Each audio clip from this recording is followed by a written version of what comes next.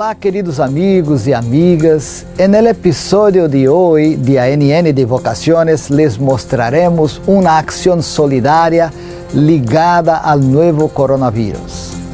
También traeremos informaciones sobre el documento Una Humanidad, aprobado en septiembre por la Iglesia Adventista del Séptimo Día.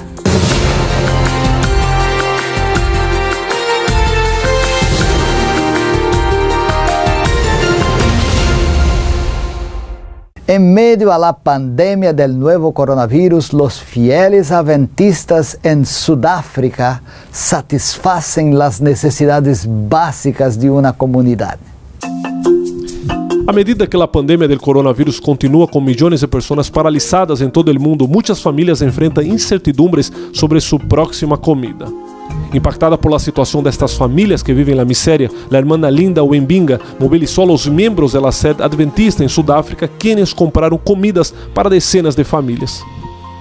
Algunos, tocados por las noticias de las comunidades hambrientas, donaram víveres e algo de dinheiro efectivo para comprar mais suministros para los necessitados. Los trabajadores adventistas están respondiendo, comprando alimentos y trayéndolos. Estas comidas alimentarán y ayudarán a la sociedad, a nuestros hermanos y hermanas que no tienen alimentos en este momento de pandemia de la COVID-19. Quiero agradecer a los amigos de la Iglesia Adventista por darnos esta sorpresa. Estábamos pasando hambre durante este coronavirus y ellos nos trajeron estos alimentos. Hoy vimos la mano de Dios en acción. No tenemos nada sobre nuestra mesa debido a este bloqueo del coronavirus. Los líderes del Comité Administrativo de la Asociación General de los Adventistas del Séptimo Día votaron el día 15 de septiembre el documento Una Humanidad, una declaración de las relaciones humanas abordando racismo, castaísmo, tribalismo y etnocentrismo. La declaración surge después de que el Comité de Asuntos Mundiales votara la necesidad de una postura actualizada de la Iglesia sobre estos temas. El primero párrafo del texto de 2 páginas dice lo siguiente: el deber moral de declarar los principios bíblicos al tratar con otros seres humanos se ha vuelto primordial a medida que el mundo reconoce cada vez más el flagelo persistente de la injusticia social, los conflictos tribales y el sistema de castas intolerante que sufren millones de personas en todas las sociedades y regiones del mundo. Nuestro compromiso flui de nuestra misión de predicar el Evangelio de Jesucristo a toda nación, tribu, lengua y pueblo. En nuestro atribulado mundo hay que reconocemos que solo Cristo puede cambiar el corazón humano.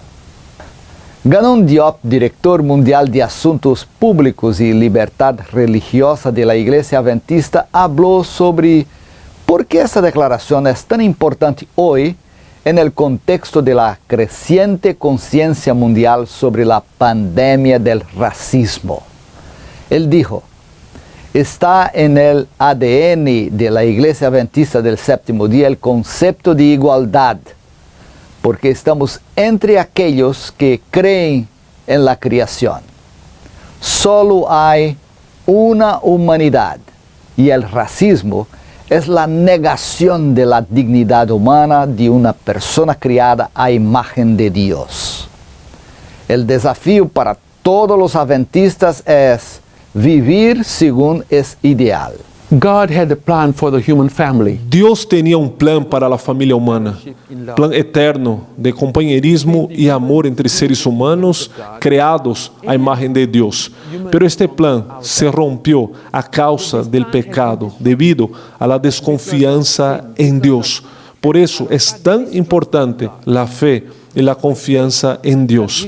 Debido a esta desconfianza, el ser humano, toda a família humana está verdadeiramente perdida Inmunidade contra o sofrimento, inmunidade contra a enfermidade, inmunidade contra a muerte, e também estamos separados e já não temos acesso direto a Deus. Se alguém me pergunta quais são as boas notícias, muito simples. Segundo a Bíblia, a boa notícia é a venida de um Salvador. É por isso que no Evangelho de Lucas, os ángeles celebraram, os pastores celebraram. Of a Savior. This is why in the Gospel of Luke, angels celebrate, shepherds celebrate. E nossa esperança é que os adventistas do sétimo dia, o movimento de restauração, recuperem esta visão, a visão de Deus, o propósito de Deus de reunir pessoas, nem superiores nem inferiores, uma humanidade com acesso direto ao Padre Celestial que chamamos Padre Nuestro. Esto é o que Cristo vino a restaurar e regressará pronto para restaurar esta visão, para implementá-la em seu reino eterno. Vem, Senhor Jesus, te diremos, Maranata, vem, Senhor Jesus. Come, Lord Jesus. Se Deus permite, a próxima semana estaremos de volta com mais notícias de fé, amor e esperança que foram destaque alrededor do mundo em la Iglesia Adventista del Séptimo Dia em 2020. Já ouvi a igreja falar sobre este plano chamado Eu Vou. Captou a minha atenção, mas de que se trata? Eu Vou é um novo plano estratégico para a Igreja Adventista do Sétimo Dia. A expressão vem de passagens fundamentais como Isaías 6, em que Isaías respondeu ao chamado de Deus dizendo: Eis-me aqui, envia-me a mim. E Mateus 28, onde Jesus disse: Portanto, ide e fazei discípulos, agora é a nossa vez. O plano estratégico faz parte da nossa resposta. Fará duas coisas. 1. Equipar-te com o que precisas para aceitares o teu chamado para a missão. E 2. Dar-te os indicadores que te permitirão acompanhar o teu progresso quando responderes: Ok, Jesus, eu vou. Creio que compreendo, mas que missão é essa? Ainda bem que perguntastes. A nossa missão como adventistas é fazer discípulos de Jesus Cristo que vivem como suas amáveis testemunhas e proclamam a todas as pessoas o Evangelho eterno das mensagens dos três anjos como preparação para a sua breve vinda. É uma grande tarefa, mas ninguém tem de fazê-lo sozinho.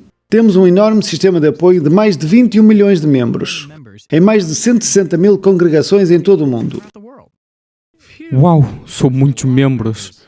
Fizemos algum progresso? Com esses tantos, como poderíamos não fazer? Mas estamos sempre dispostos a melhorar. Eu Vou baseia-se no sucesso do nosso plano estratégico anterior, chamado Alcançar o Mundo, onde nos dispusemos a... Deixa-me adivinhar, alcançar o mundo? Como chegaste lá? Depois de alcançar o mundo, a Igreja avaliou a eficácia das nossas diferentes iniciativas mundiais para obter perspectivas valiosas para o futuro. Basicamente, após anos de trabalho e pesquisa, desenvolvemos aquele sistema de avaliação e transformámo-lo numa estratégia que decorrerá de 2020 a 2025, à qual estamos a chamar Eu Vou. Ok, avaliação, compreendi. O que acontece com essas perspectivas? Os líderes da Igreja Adventista criam um plano e depois quê? Simplesmente diz ao mundo o que fazer? Nada disso. Toda aquela pesquisa só valerá a pena se os adventistas em todo o mundo se envolverem, colaborarem e inovarem exatamente onde estão.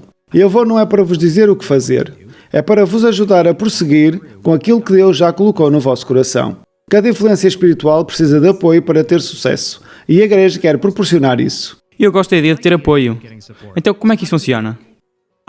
Eu Vou estar composto por 10 objetivos que estão divididos em 3 áreas de impacto: missão, crescimento espiritual e liderança. Cada objetivo tem os seus próprios indicadores-chave de desempenho, ou ICD para abreviar. Os ICD são formas mensuráveis de vos ajudar a determinar se estão ou não a atingir o vosso objetivo atual. Não é preciso inscrição. Eles estão disponíveis sempre que precisarem deles. É como se fossem segmentos numa barra de progresso. Monitorizar o progresso parece-me bem. Mas e se eu nem sequer souber onde começar? Os ICD também servem como uma ferramenta de discussão de ideias, com exemplos para vos ajudar a começar. Alguns ICD destinam-se àqueles que têm funções de liderança na igreja, outros destinam-se a pessoas como tu e eu. E os objetivos podem ajudar-vos a determinar que ICD usar. O melhor de tudo é que se o Espírito Santo vos inspirar a criar algo completamente novo que não está na lista, mas mesmo assim cumpre a missão, avancem. E as iniciativas da igreja que temos estado a realizar? Isto significa que as vamos substituir? Não. Iniciativas como o evangelismo digital ou reavivamento e reforma são, na verdade, métodos de cumprimento do plano Eu Vou. Vê, por exemplo, A iniciativa é envolvimento total dos membros. É quando todos os membros da Igreja Adventista estão envolvidos com algum tipo de missão intencional. Sim, senhor. O envolvimento total dos membros é apenas uma forma de cumprir o plano Eu Vou, porque procura envolver toda a gente. Então, basicamente a estratégia Eu Vou ajuda os adventistas como eu a criar novas iniciativas e a melhorar as iniciativas que já têm. É isso mesmo. Eu Vou não é um slogan bonito para que os membros mornos possam observar confortavelmente a missão de longe. Se levarmos a sério o cumprimento da missão, precisamos de estratégias. É por isso que estamos a incitar todos aqueles que se dão pelo nome de adventistas a compreender e adotar o plano estratégico Eu Vou, desde as áreas de impacto até os ICD. Podemos proclamar por palavras, mas o plano Eu Vou traduz a nossa missão por os objetivos realistas, tangíveis, para que possamos passar à prática. Ao aplicá-los, podemos garantir que praticamos aquilo que pregamos. Acho que agora compreendo. É um apelo mobilizador para os adventistas em todo o lado aceitarem totalmente o chamado que Deus lhes fez. Jesus ordenou, portanto, ir ensinar em todas as nações, e esta é a nossa oportunidade de dizer, eu vou. Sempre que o Espírito Santo vos inspirar com ideias sobre como vocês e a vossa igreja local podem causar um impacto, lançamos-vos o desafio de responder, eu vou.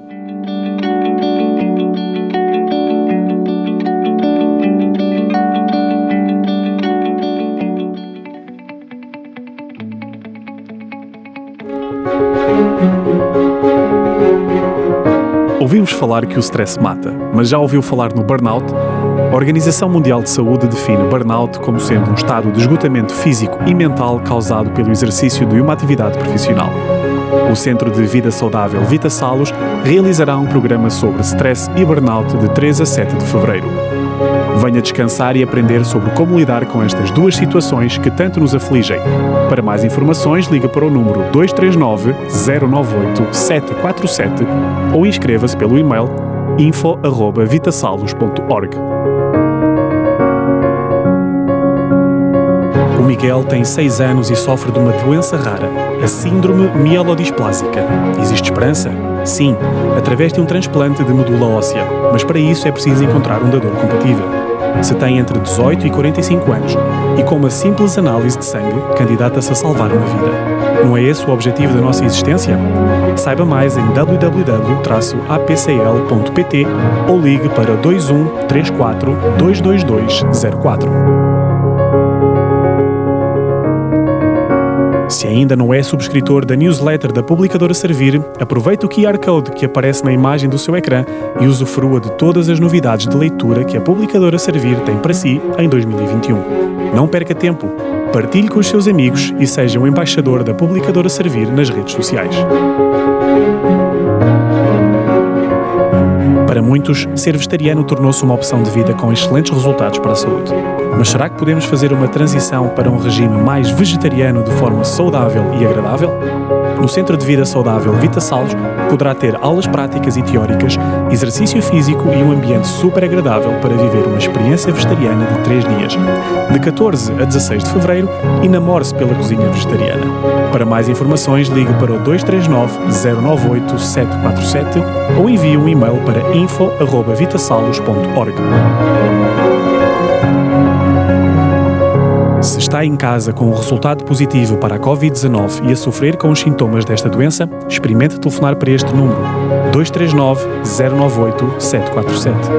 O Departamento de Saúde da Igreja Adventista em Portugal, em parceria com a Associação Portuguesa de Medicina Preventiva, organizou esta linha de apoio adventista para pacientes infectados. Um profissional de saúde, do outro lado da linha, dar-lhe-á conselhos e orientações que certamente irão atenuar a dor e apressar a cura. A ADRA Portugal realizará entre os dias 5 a 7 de fevereiro de 2021 o 7º Encontro de Delegados Voluntários e Técnicos Sociais. O encontro decorrerá pela primeira vez através da plataforma Zoom, por meio de um link que será exclusivamente enviado aos inscritos. Este ano, com as participações especiais do Dr. João Martins, da ADRA Europa, e do Pastor Rui Bastos, conselheiro da ADRA Setúbal, a temática abordará a necessidade de cuidar de cada um dos colaboradores locais, regionais e nacionais da ADRA. Para além disso, será abordada a questão do processo de credenciação para ajudar as delegações a adequarem o seu trabalho e instalações às suas capacidades. As inscrições estarão abertas até o dia 3 de fevereiro, em formulário próprio, e poderão participar todos os membros de cada delegação. Todos temos momentos de tristeza e angústia em que necessitamos de ajuda. De 22 de fevereiro a 3 de março, o Centro de Vida Saudável Vita Salus realizará mais um programa de recuperação da depressão e ansiedade. Se precisa de acompanhamento e apoio na sua saúde emocional, não hesite em inscrever-se. As inscrições são limitadas. Dê esse passo que pode ser o primeiro de outros rumo à recuperação. Pode inscrever-se ou pedir mais informações através do número de telefone 239 098 747 ou pelo e-mail info@vitasalos.org. 2021 traz a oportunidade de nos juntarmos mais uma vez ao Projeto Esperança. Um novo livro missionário, um novo desafio de missão. Este ano com a obra O Desejado, em 4 volumes. O Desejado vive, O Desejado chama, O Desejado voltará e O Desejado nasceu. Daremos a conhecer o Salvador da humanidade. Até dia 6 de fevereiro, faça a sua encomenda pelos canais habituais da sua igreja, pensando em todas as pessoas com quem pode fazer um trabalho personalizado ao longo do ano, oferecendo os 4 livros em 4 épocas diferentes. Para mais informação, contacte o seu pastor ou coordenador do livro missionário. Participe nesta fantástica oportunidade de investir e partilhar a vida e a obra de Jesus. Neste sábado, 30 de janeiro, os dirigentes da Juventude Adventista reúnem-se por regiões no seu habitual encontro de dirigentes. O tema geral do ano será Construir Comunidades Refúgio. Se és dirigente local, junta-te a este evento de formação, informação e consagração. Estás convocado? Poderás encontrar mais informações no site da Juventude Adventista. Na próxima sexta-feira, às 20h30, pode assistir ou rever na TV Novo Tempo mais uma conferência da série Contagem Decrescente para a Vida, apresentada pelo pastor Bill Santos. Através da Bíblia, o orador percorre consigo o único caminho que pode mudar de facto a sua vida. É já no próximo domingo, dia 31 de janeiro, que regressa ao programa Em Busca da Verdade. Convide os seus amigos e venha descobrir as grandes verdades da Bíblia com o pastor Pedro Esteves. Nesta segunda temporada, vamos abrir as páginas dos Evangelhos e, a partir da vida e dos ensinos de Jesus, explorar 15 novos temas. Não perca! Todos os domingos às 21h nos canais da Novo Tempo Portugal.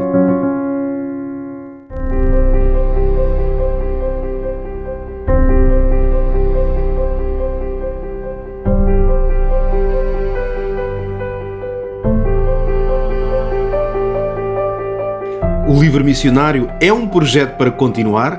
Eu diria até que temos mais do que razões para aprofundar o nosso envolvimento nesta tremenda oportunidade de partilharmos esperança num ano e num tempo em que as pessoas estão tão carentes. O nosso país e o mundo está tão necessitado de ouvir de uma mensagem de ânimo e de esperança, que é o que nós encontramos exatamente no livro O Desejado de Todas as Nações. Já sabe, é o livro que vamos oferecer neste grande projeto missionário, desta feita com uma nova organização, uma nova edição, dividida nestes 4 livros, com o grande mote O Desejado. Neste caso, O Desejado vive, O Desejado chama, O Desejado voltará e O Desejado nasceu.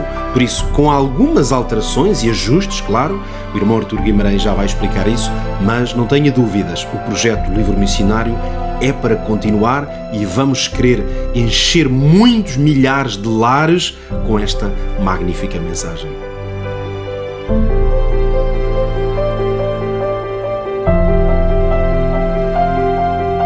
Desde já, sabemos que algumas igrejas já estão organizadas, sabemos que algumas igrejas já têm em sua posse muitos pedidos de vários irmãos, por isso, se sente no seu coração e já tem a decisão tomada, contacte com o coordenador do livro missionário da sua igreja, com o tesoureiro da sua igreja, ou eventualmente até com o pastor da sua igreja, e faça-lhe chegar o seu pedido.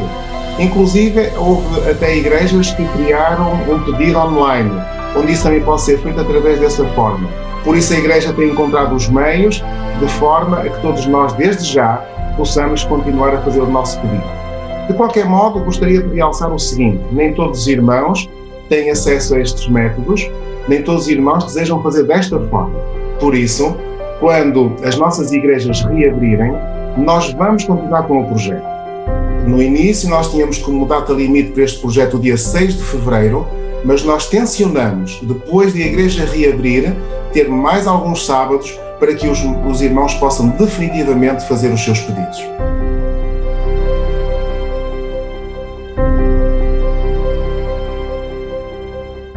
nosso apelo é muito claro: junte-se a nós, vamos fazer deste livro missionário um grande movimento. Para isso, claro, precisamos de todos, que cada irmão coloque no seu coração este ardor por levar esta palavra de esperança a tantas pessoas que precisam de Jesus.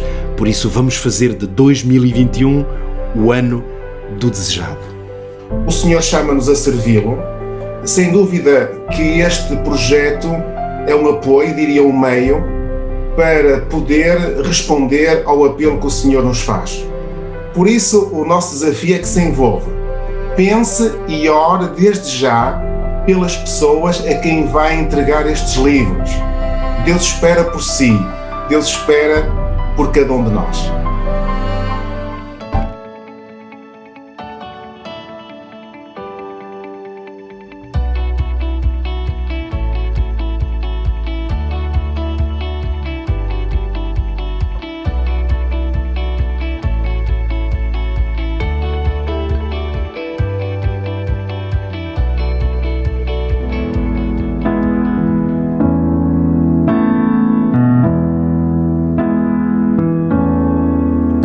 Eu chorei e as lágrimas caíram, o coração pesado se tornou.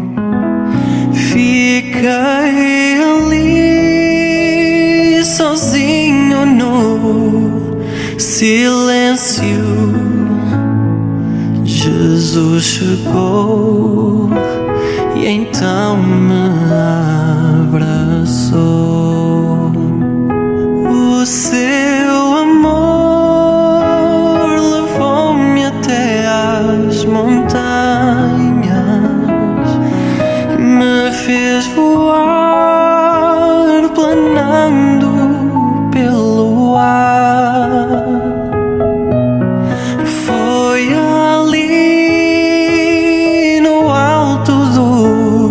Seus ombros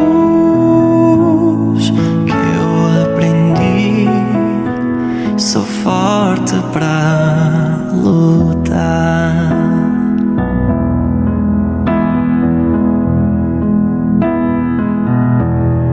No mundo aqui a luta continua.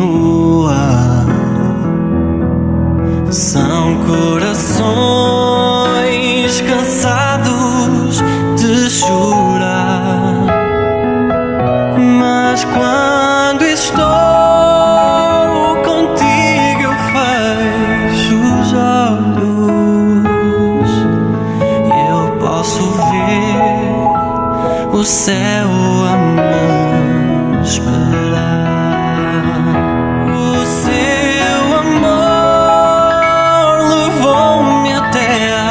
Montanhas me fez voar planando pelo ar. Foi ali no alto dos seus ombros que eu aprendi, sou forte para lutar.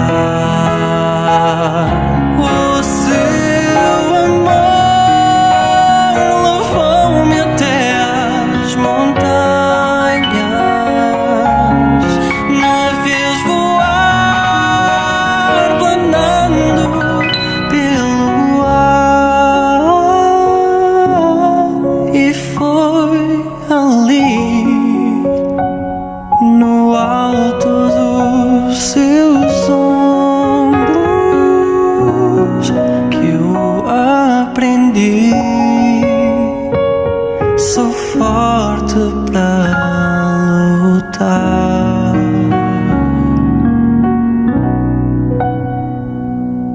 Que eu aprendi. Sou forte para lutar.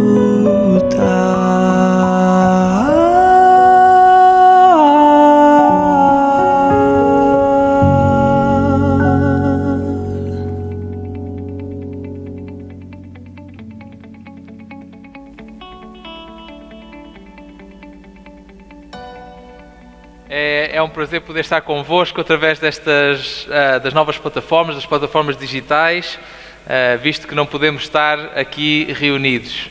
Eu tenho visto algum daqueles programas daqueles talk shows americanos em que os apresentadores estão a gravar muitas vezes em sua casa, e eu esta manhã sinto-me um pouco como eles. Tenho aqui a nossa equipa de som, o nosso irmão Cláudio, o nosso irmão Celestino, mas sentimos claramente a falta de todos os outros irmãos e desejamos a todos um bom sábado.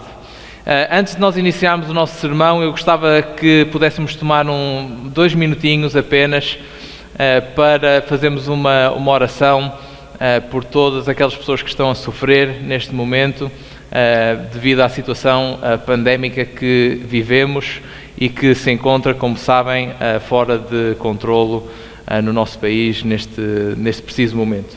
Por isso eu ia convidar-vos a curvarem as vossas cabeças onde quer que vocês se encontrem para fazermos uma breve oração. Querido Deus, neste momento tão difícil em que enfrentamos a força total desta doença, a força total desta pandemia aqui no nosso país, neste momento em que sofrem os doentes, sofrem os teus familiares, sofrem os profissionais de saúde, nós te queremos pedir, querido Deus, que tu possas de alguma forma intervir na vida de cada um de forma poderosa, que possas trazer cura quando a cura for necessária, conforto quando o conforto for necessário e força, sobretudo, para os nossos profissionais de saúde, quando as forças faltarem. Querido Deus, que possas estar com cada um durante esta fase mais complicada e que todos nós possamos ter este sentido de responsabilidade comum para que possamos, em conjunto, derrotar esta pandemia o mais rapidamente possível. Te queremos pedir tudo isto, em nome de Jesus. Amém. Vamos então passar ao nosso momento do sermão. O sermão desta manhã é intitulado Dar a César o que é de Deus, com um ponto de interrogação no final, portanto é uma pergunta. E o texto no qual nos vamos basear encontra-se em Marcos capítulo 12, versículos 13 a 17. Marcos 12, 13 a 17. E eu ia convidar-vos, se vocês tiverem as vossas Bíblias por perto, os vossos telemóveis, os vossos tablets, que possam abrir o texto bíblico e possam acompanhar a leitura. A versão que eu vou ler é baseada mais ou menos na Nova Versão Internacional, mas na realidade é uma tradução minha. E o texto diz-nos o seguinte: E enviaram-lhe alguns dos fariseus e dos herodianos para que o pudessem apanhar desprevenido em alguma coisa que dissesse. E chegando, disseram-lhe: Professor, sabemos que és sincero e que não te deixas influenciar por ninguém, porque não julgas ninguém pelas aparências, mas ensinas o caminho de Deus conforme a verdade. É permitido pagar o imposto a César ou não? Devemos pagá-lo ou não o pagar? Mas Jesus, vendo a hipocrisia deles, disse-lhes: Por que é que me estão a pôr à prova? Tragam-me um denário para que eu o possa ver. Eles trouxeram-lhe a moeda e ele disse-lhes: De quem é esta imagem e esta inscrição? E eles disseram-lhe: De César. E Jesus respondeu-lhes: Deem a César o que é de César e a Deus o que é de Deus. E eles ficaram espantadíssimos com ele. Quando eu era criança, uma das coisas que nós costumávamos fazer, eu não sei se vocês tinham o mesmo hábito, quando queríamos chatear-nos uns aos outros, irritar-nos uns aos outros, era pormos as nossas caras à frente uns dos outros e dizer: o ar é de todos. Não há nada que tu possas fazer para me impedir, porque o ar é de todos. E eu lembro um dia específico em que eu estava a fazer isso com o meu irmão. E eu, como era costume naquela altura, o meu costume naquela altura, eu queria mesmo chateá-lo. E por isso lá coloquei as minhas mãos à frente da cara dele e disse-lhes: o ar é de todos, não me podes impedir. Ora, o meu costume na altura era fazer algo que chateasse o meu irmão até ao ponto de ele responder. E eu naquele dia não fugi à regra, tal como ele acabou por não fugir à regra. E depois de alguns segundos, alguns minutos, eventualmente, eu fazer aquela brincadeira, ele reagiu, finalmente. Reagiu metendo-me um soco na barriga que me tirou o ar. E como também era meu costume na altura, eu fui ter com a minha mãe e fui fazer-lhe queixa. E na minha queixa dizia-lhe: eu tenho a liberdade de colocar as minhas mãos à frente da cara dele, o ar é de todos, ninguém me pode impedir. Mesmo que seja apenas alguns centímetros da cara dele, eu tenho essa liberdade. Mas a minha mãe não foi muito nas minhas cantigas e respondeu-me dizendo: sim, é verdade que tu realmente tens a liberdade para fazer isso, mas ele também tem a liberdade para te responder dando-te um soco. E eu não quero com isto dizer aos meus queridos jovens, aos meus queridos tições e rebentos, que vocês têm essa liberdade. Mas foi nesse momento, meus queridos, que eu aprendi de forma relativamente dolorosa que as minhas liberdades terminam onde começam as liberdades dos outros. E se eu não sei respeitar as liberdades dos outros, eu arrisco-me a que as minhas próprias liberdades acabem por ser desrespeitadas. Ora, esta manhã eu gostava de falar convosco precisamente sobre liberdades, mais especificamente sobre liberdade religiosa. Este sábado, o dia 30 de janeiro, foi escolhido pela União como o sábado anual de liberdade religiosa. E à medida que eu pensava na melhor forma de abordar o tema, eu que sou um biblista, isto é, alguém que se especializou nos estudos sobre a Bíblia, eu tentei pensar em alguns textos bíblicos que de alguma forma tocassem neste tema da liberdade religiosa para eu poder trazê-los aqui e apresentar. E aquele texto que me veio à cabeça uma e outra vez enquanto eu estava a tentar encontrar um texto sobre o qual me focar esta manhã, foi o texto que acabamos de ler há poucos minutos de Marcos, capítulo 12, versículo 17. Deem a César o que é de César e a Deus o que é de Deus. E por isso eu comecei a estudá-lo e na realidade até cheguei à conclusão que o texto não é propriamente sobre liberdade religiosa, mas também toca ao de leve nesse tema e eu já vou demonstrar exatamente como.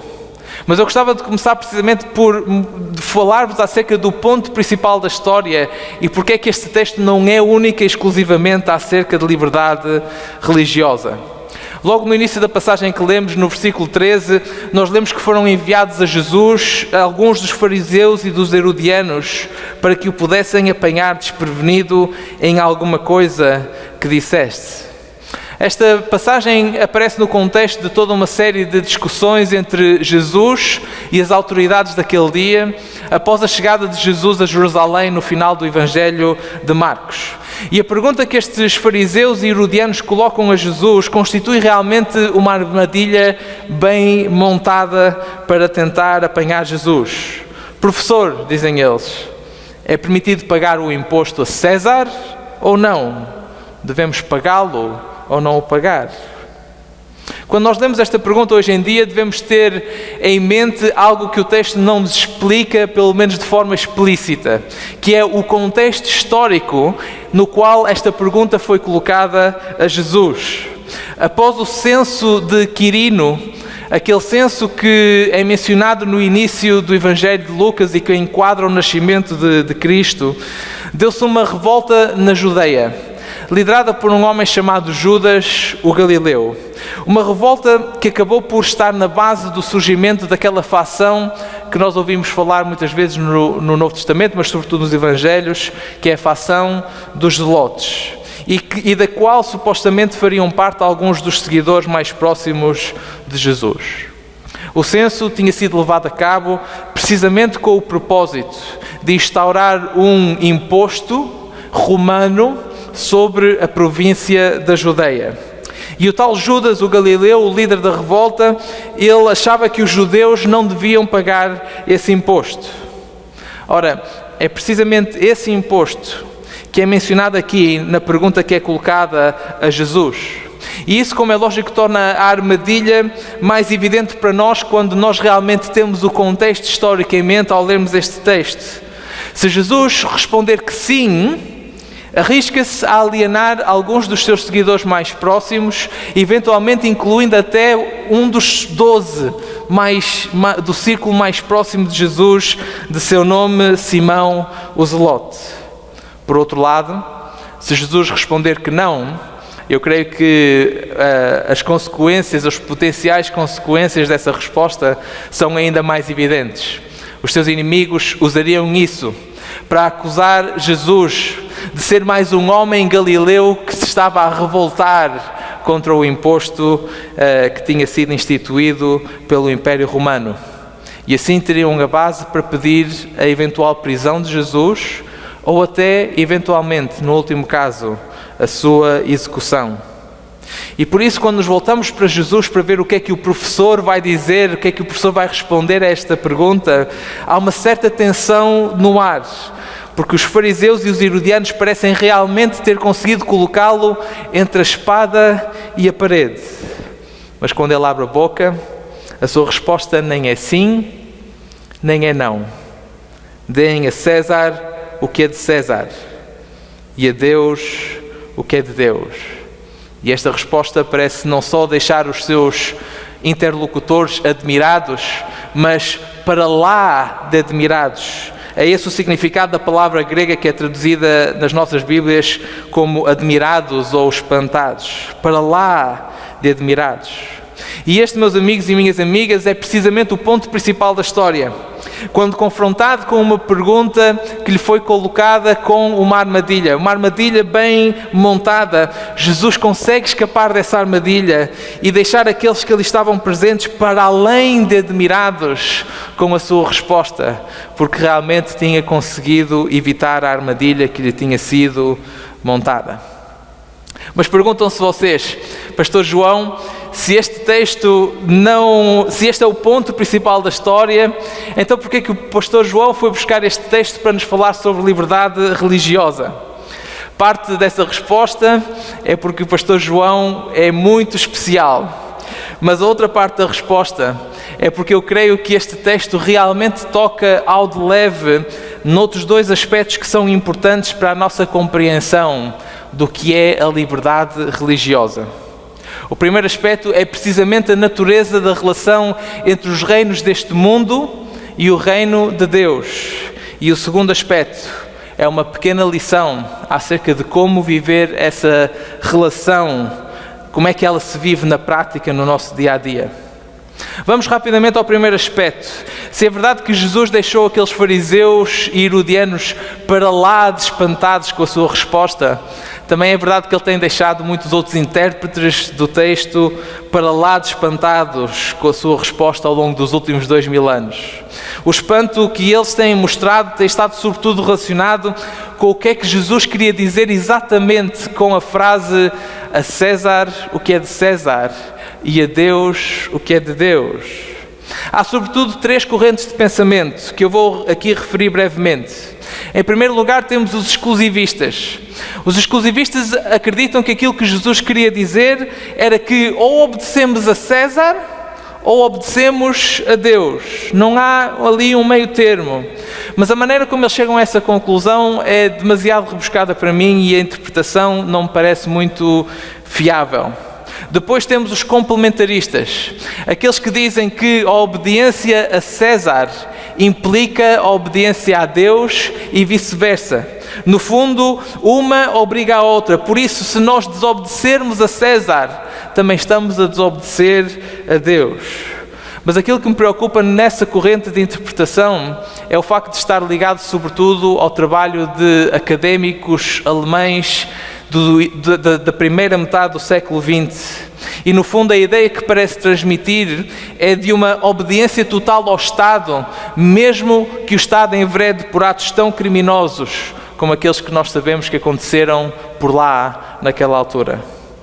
Finalmente, temos a terceira interpretação, ou o terceiro tipo de interpretações, que são as interpretações subordinaristas, que é onde nós podemos colocar a resposta que a nossa Igreja tem dado a este tema.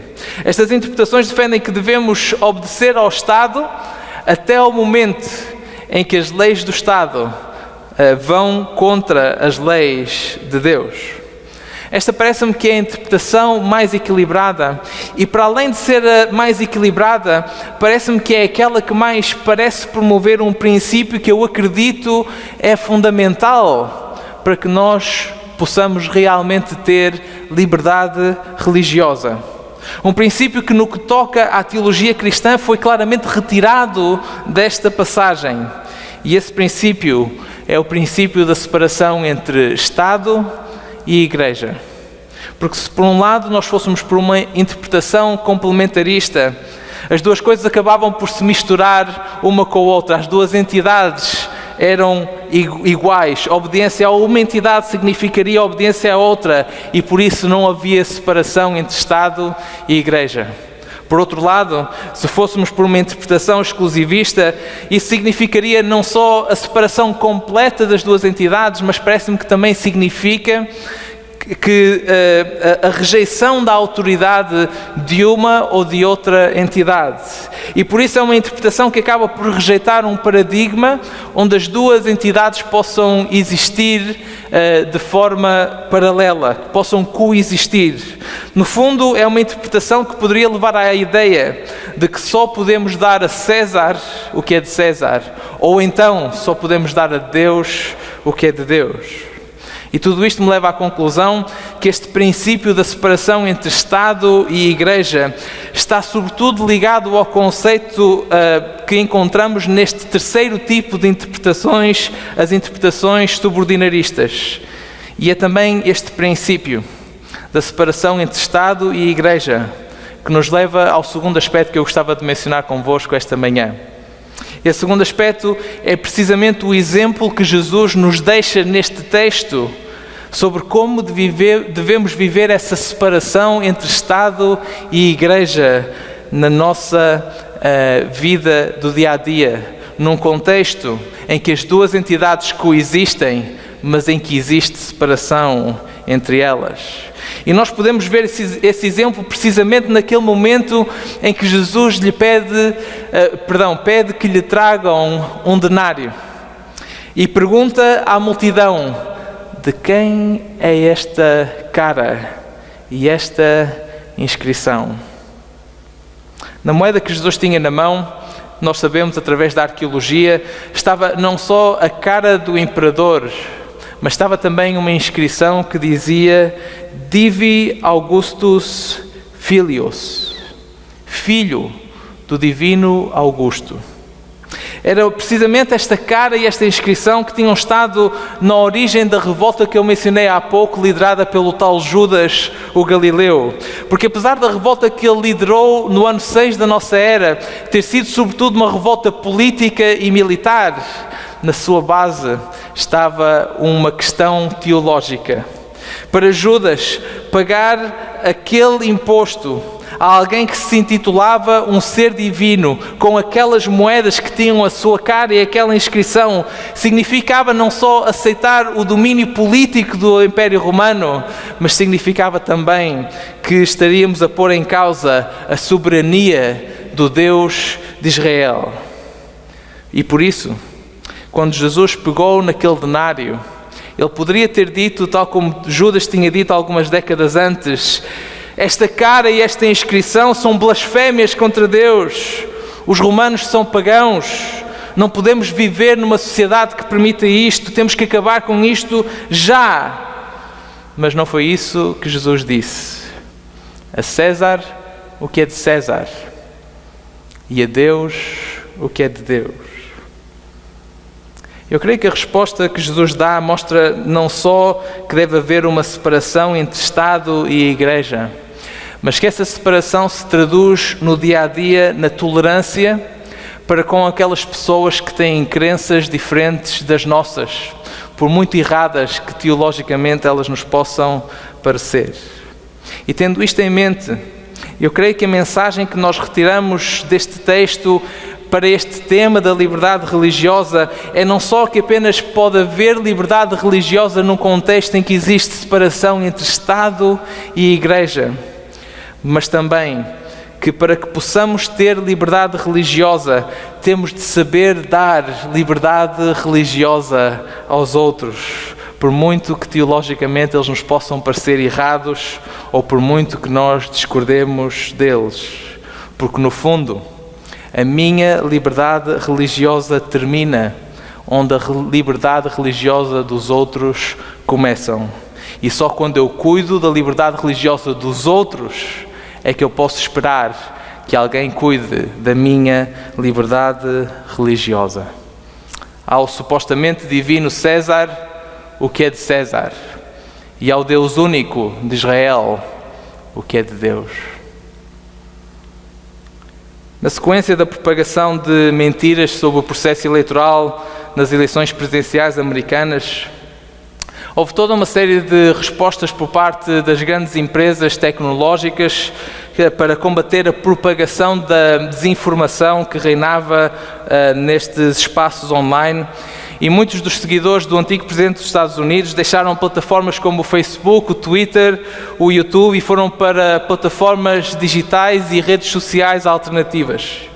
Uma delas, muito parecida com o Twitter, é chamada Parler e foi usada extensivamente para publicar fotografias e vídeos do ataque ao Capitólio dos Estados Unidos no passado dia 6 de janeiro. Ora, na semana passada, houve alguém que se entreteve a compilar mais de 500 vídeos retirados dessa plataforma de rede social e organizá-los por ordem cronológica e colocá-los online, e eu creio que vocês poderão facilmente encontrar esse trabalho na internet se quiserem. Como é lógico, eu não tive tempo para ver os 500 vídeos, porque esse não é o meu trabalho, mas ainda consegui ver alguns deles. Vi como, por exemplo, tudo começou naquele comício organizado pelo antigo presidente dos Estados Unidos nas traseiras da Casa Branca.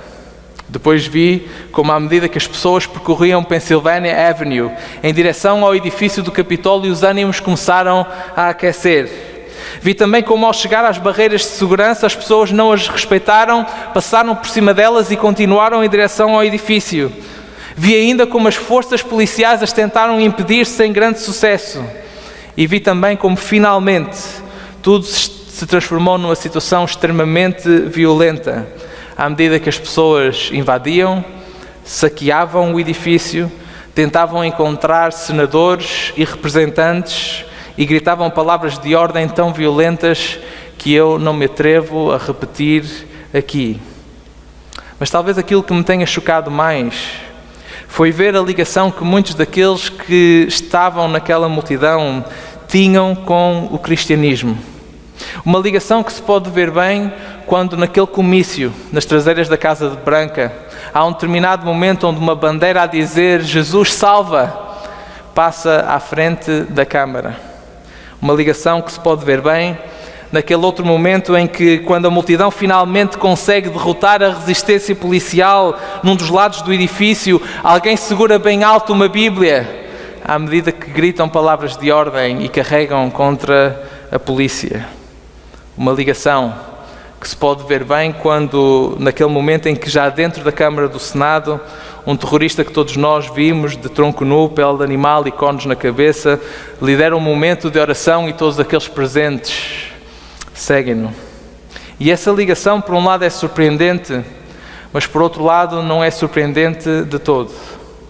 É surpreendente porque talvez fosse de esperar que, como cristãos a viver numa nação laica, estes cristãos conseguissem fazer nas suas cabeças a separação que eu creio que Jesus faz aqui no texto de Marcos 12. Mas também não é surpreendente, porque ao longo dos últimos anos, o antigo presidente dos Estados Unidos e toda uma outra série de políticos, quer nas Américas, quer na Europa, têm precisamente vindo a lutar para esbater esta separação que tem existido entre Estado e Igreja. Têm feito ao dizer coisas e ao fazer coisas cujo propósito principal é reforçar a ideia errada de que os seus países, que os seus sistemas democráticos estão assentes no cristianismo. E por isso não são laicos, na realidade, mas são, sim, países cristãos. Chegando até a afirmar em certos contextos que acreditam que Deus tem uma missão especial para eles. No fundo, aquilo que esses políticos têm estado a fazer é dar a César aquilo que é de Deus. E o resultado disso está à vista de todos.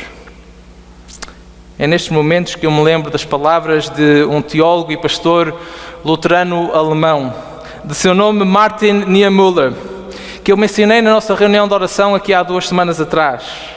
No rescaldo da Segunda Guerra Mundial, este pastor fez uma famosa confissão acerca do envolvimento que cristãos como ele tiveram nos crimes do partido nazi. Essa confissão, feita em forma de prosa, foi posteriormente transformada numa poesia cujo título é Primeiro Eles Vieram. E há várias versões do poema. Uma delas, que é aquela que eu gosto mais, encontra-se atualmente gravada numa lápide no Memorial ao Holocausto, em Boston, nos Estados Unidos da América. E estas são as palavras dessa versão. Primeiro, eles vieram atrás dos comunistas, e eu não disse nada porque não era comunista. Depois, eles vieram atrás dos judeus, e eu não disse nada porque não era judeu. Depois, eles vieram atrás dos líderes sindicais, e eu não disse nada porque não era um líder sindical.